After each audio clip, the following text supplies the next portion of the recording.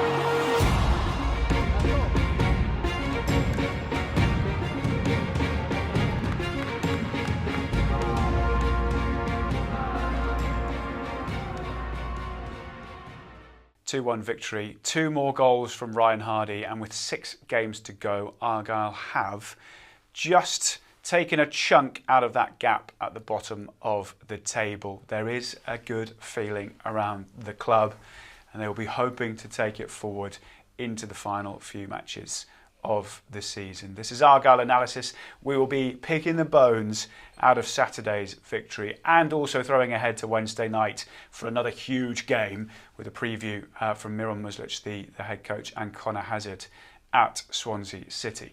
That to come. First, though, it's all about Saturday, and to help me do it is the man who's here every single week breaking down the games. It is Aaron Cusack. And Aaron, I mean, people say the worst thing you can give someone is a little bit of hope, but that is what we've got now as Argyle supporters. We're going to cling to it, Charlie, aren't we? And hope that something can be converted to, potential safety. They've given themselves a glimmer. They haven't become too disconnected, and that was testament to the performance at the weekend. Yeah, against a Norwich side who, had aspirations of potentially trying to just sneak into those playoffs. I think they were 5 points off it at the start of the day. So it's not as if they'd had nothing to play for.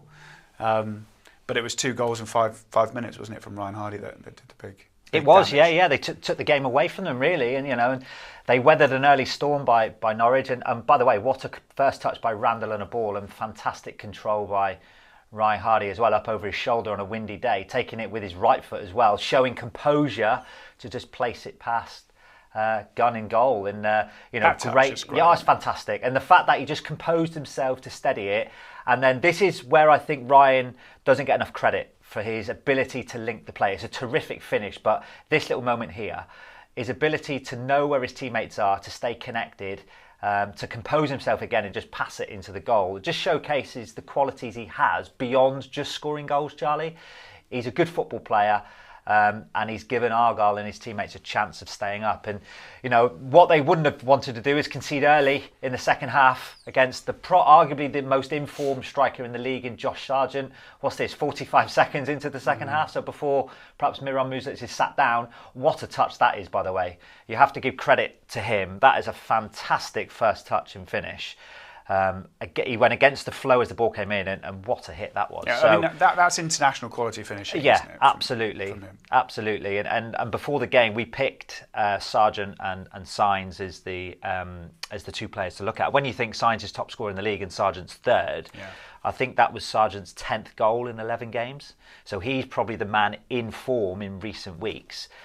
But what a finish as well. But thankfully, they weathered that setback straight away in the second half and were able to just settle in and then keep Norwich relatively at bay for the remainder of the half. I think he said after the game as well he was really pleased, and he has been pleased with positive results recently, and they've come off the back of having good structure in everything else that they do.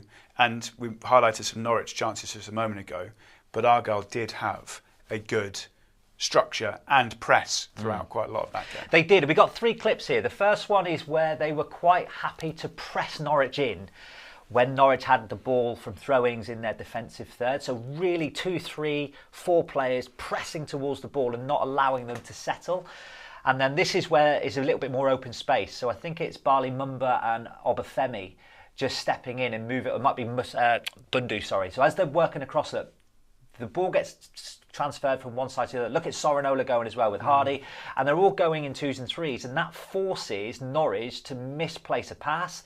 We've now recaptured the ball, 2/3 towards their goal, and it leads to a corner. So 5 seconds prior to that, they had the ball. But when they had a little bit of joy, this is at 2-0 as well, Charlie. So 2-0 down, Norwich are. So now, rather than just aimlessly chasing, it's about structure. So we've spoken recently about this tight net centrally. So if you can't play through, you have to go around and over. And that was clearly the game plan to prevent Norwich, when eventually Argyle got some good shape. Good back line, it's in unison. Your fullbacks aren't deeper than your central players, so you're not got this issue of a reverse C shape. And they're moving as the ball moves, so they're transitioning together as clusters. And that limits space to play through. In Norwich, a 2-0 down here, they're starting to chase it a little bit. And as a result, we're just going to usher the ball, move it left or right, keep the play in front, know where your nearest danger points are. And as this is playing through, it's quite a long passage. You can just see that the shape is then re-established. So that tight net again. So as soon as the ball goes back into that central area, keep yourself nice and congested. Do not allow a free passage through.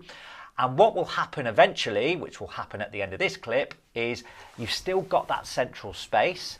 They will force the play. And as a result, I think it might be Duffy here, he wants to cross-field the pass. It was a windy day. It's a real bit of a match of the day-esque type of pass, and it results in going out for a throw-in. So there's an example of a team getting frustrated by trying to change the dynamic because there was a no-through-go zone in that central area. Let's have a look at the other scores then, shall we, from the Championship over the weekend. Burnley going strong. Good draw for Luton against Leeds United in there. Bristol City going well and into the playoffs. At this stage of the season is great for them. Massive win for Oxford at Sheffield United. Not great news for Argyle there. Derby succumbing to a late loss at Swansea. Hull getting an injury time winner against Sheffield Wednesday. No team wants to go down this season, Aaron. 4 points separating Argyle and fourth bottom, and that's Derby, who went on that 4-match winning run and are still not clear of it. I mean, It does have the feeling of, whoever goes down, they will give it a go. Yeah, absolutely. We're bottom at the minute, but we're not like Rotherham last year. We're cut adrift by this point. I'm not sure the points difference, but I don't think there was much difference between our points this year compared to this time last year. I think it's 4 points. Oh, it's 4 points. Okay, so that would be just outside, wouldn't it? Yeah. So that's where we are. So we have to do more than we did last year. And that's win football matches, and it starts with Swansea on Wednesday, which if they can get that 3 points, which I think is achievable. Swansea aren't too dissimilar to Norwich in the way that they play. I think they're a possession-based team and don't always do a lot with it. If they can go up there and get 3 points and the odd result goes their way, who knows, by Thursday morning there could be 1 point in it.